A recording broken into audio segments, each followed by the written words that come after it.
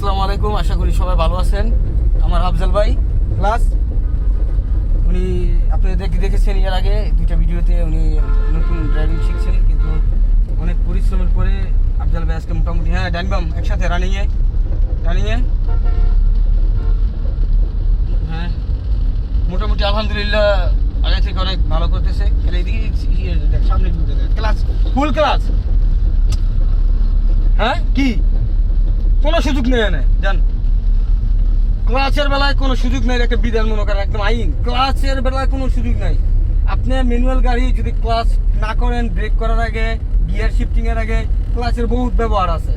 হ্যাঁ বুঝলেন, গাড়ি স্মুথের জন্য ক্লাচের ব্যবহার আছে।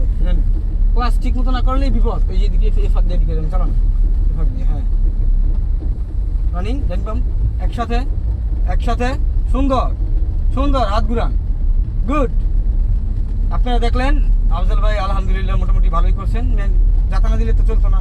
আপনি পানা চালাইলে এই জায়গা পরিবর্তন করতে পারবেন। যান গুড গুড, ভালো।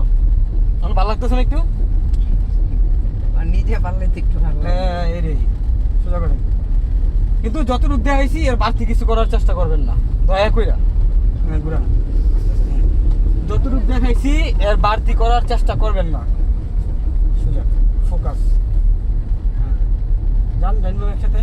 আর আপনি যদি মোড়ের আগে ক্লাস করে দিবেন, ব্রেকের আগে ক্লাস করে দিবেন, না এগুলো যান। এক কথায় আপনি যদি গাড়িকে স্মুথ বানাতে চান, ব্রেক, গিয়ার শিফটিং এবং আইল্যান্ড থাও যাবতীয় যেসব জায়গায় আছে সবার আগে ক্লাস করবেন।